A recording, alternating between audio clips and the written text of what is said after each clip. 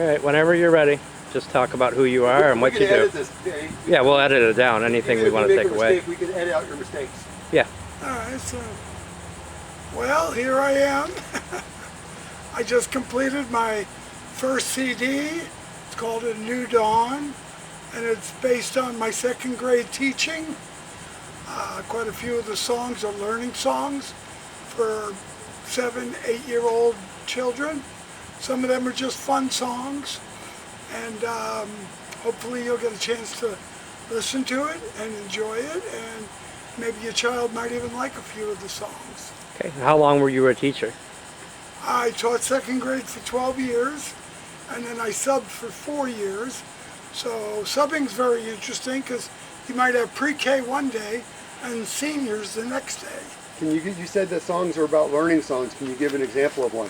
Yeah, like one's about gravity. Talks about, putting it very simply, try to jump up, it'll pull you back down. See how it keeps things down on the ground.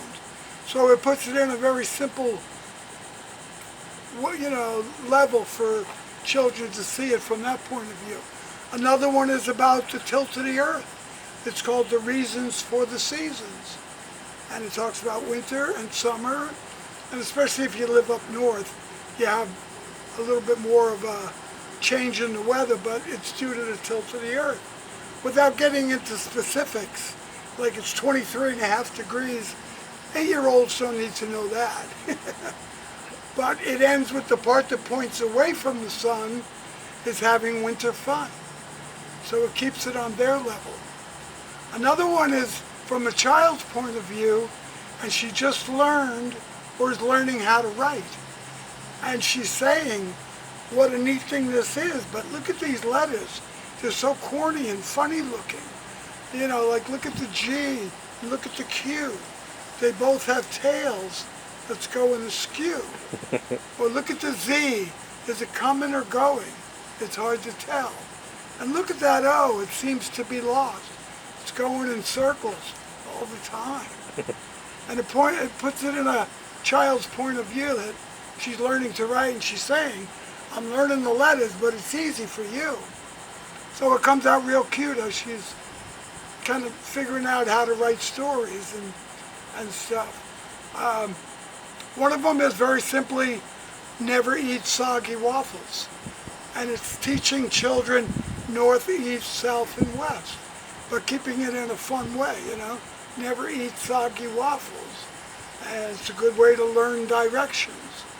It talks about when you look to the east, you see the sun come up. When you look to the west, you see the sun go down. And it rotates around, talks about the south. But it does say when you look to the north, you look real hard. I see a pole. It talks about why is there a pole up north? Not everybody gets that, but obviously the North Pole. Mm-hmm. And you write the lyrics, but then you work with musicians and vocalists. Well, I write the lyrics, I write the whole song, and I come to the studio and I sing it to my producer, Dave Thomas. Now, I don't know what I'm singing, I'm just singing the way it's supposed to go. And he's the one that tells me that's a D, that's a G, and he puts the music together. So he's very involved in all my music, and he's the professional. He is the genius behind the music. Plays many instruments and really puts the song together so it sounds professional. And I understand you have a vocalist.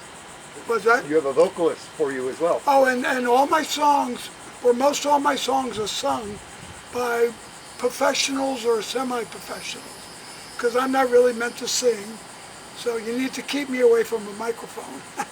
Now, but I meet these lady singers at some of the open mics that I go to, or a couple of them are in bands, and they came over to do a song or two for me, because they're fun songs. So it kind of, makes you laugh, Mm-hmm. But I've gone through several different singers, and they just keep getting better and better. And the name of your album is what? New Dawn, and it's not only about the fact that, everything's happening from the moment the sun comes up, but it's like another chapter in my life, because I'm a retired teacher now, and it's still a way that I could reach out to young students and talk about things in a fun way. Are you working on any new material at this time? I have a ton of new stuff coming out. Things about Lake Okeechobee, things about the one thing we have right here in Florida is the North Flowing Lake, the St. Johns River. There's only a few of them in America, and one of them is right here, called the St. Johns River. I have one about the Continental Divide, a very interesting concept. Nobody thinks much about it, but where the Continental Divide is, any water that falls on the right of the divide eventually winds up in the Atlantic Ocean. And anything that falls on the west side of the Continental Divide eventually works its way to the Pacific Ocean. So it's definitely, and it goes from Alaska to South America. It's 3,000 miles long. But it keeps it in a fun kind of way. It goes right through Yellowstone Park. It goes through 5 American states, and one of them is right through Yellowstone Park. And the bears don't care, they're busy climbing rocks. Now, if you're able to raise $10,000, what will that help you to do in your new project? Well, I would like to go further with this because I do have lots more thoughts about learning skills, learning things. I'm in the middle of writing some songs about acronyms. Acronyms are very important. We use them. We don't use them enough. Older generations all could tell you every good boy deserves fudge. That's because we learned that acronym. But I use them for lots of things. You know, we do use them in school with math. Please excuse my dear Aunt Sally for mathematical directions. But I use them for all kinds of things. Like, so my honey eats olives. That tells me the Great Lakes. Or when I was in Europe, I did not want to mix up Sweden, Finland, and Norway. They don't like that. So I told myself, not so fast. So it's Norway, Sweden, Finland.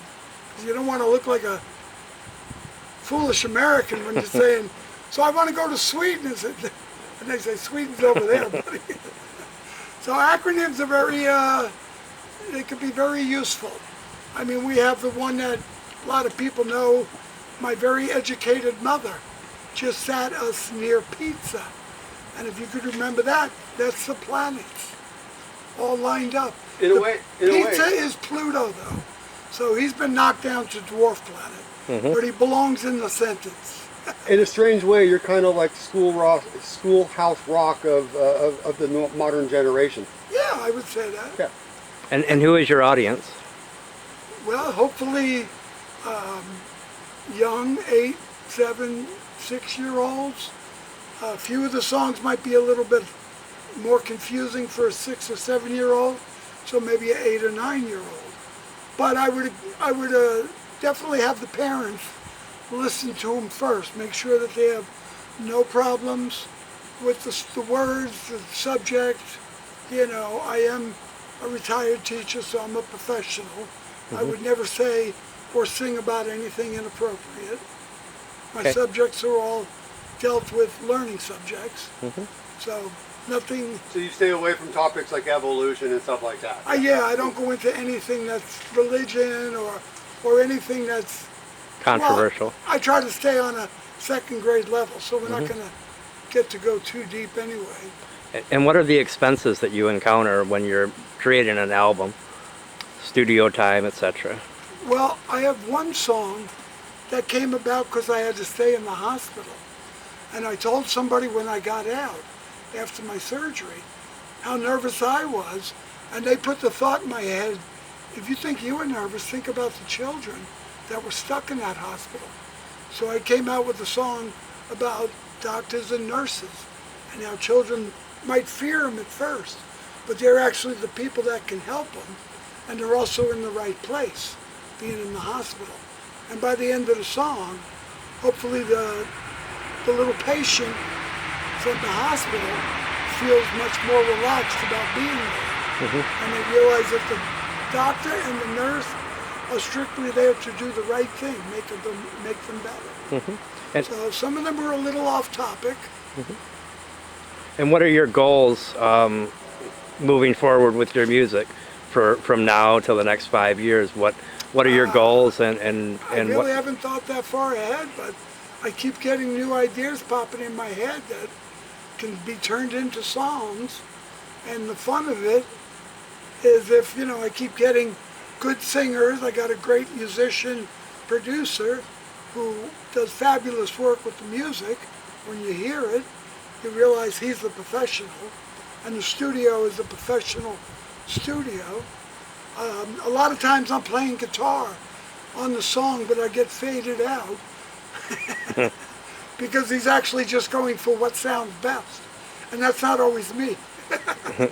But I don't take that personal because he's going for the best sound he can get, and it's like, I don't hear me anymore.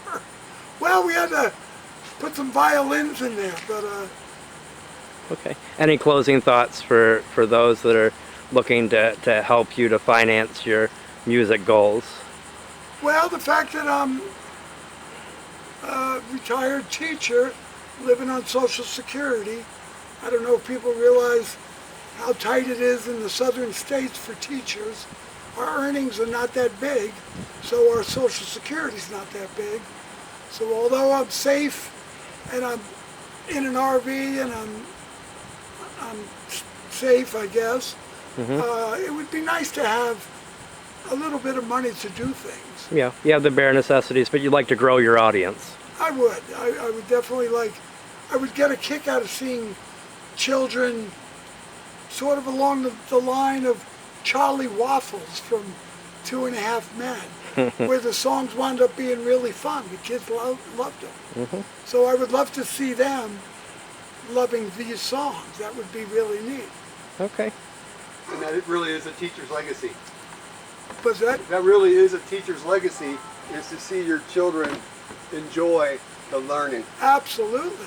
And if they were to sing the song over again to somebody else, that's basically teaching and reteaching, and that can be a wonderful thing. And for a teacher, it feels really good when we see a student get it. All of a sudden, it's like, oh, I see what you mean. And they really do all of a sudden understand that. Because even some of the subjects that I introduce, like Lake Okeechobee or the St. Johns River, that might be a little confusing to them at first, but once they've heard it, the second time will always be a lot easier. Before you know it, they'll understand it without even technically being taught in a classroom environment. Yet they already know the St. Johns River runs north, just like the Red River, and the Snake River. We only have a few in this country, so it is unique. There's actually not that many in the whole world. So at this time, where can anybody find the New Dawn? Find my work. Yes, where can they find it? As far as I know, it's on Spotify and YouTube, because my copyright lawyer presented them to those corporations or whatever. I'm not too familiar with how to move it about. That's why I'm having the help of some professionals here. All right. Well, thank you very much, Denny. We got a lot of good information, and I think you're providing good information to the viewing public of Well, what thank you're you. all about. I appreciate it. Okay. Was there anything else you wanted to add? No, I'm good. All right. Thank you.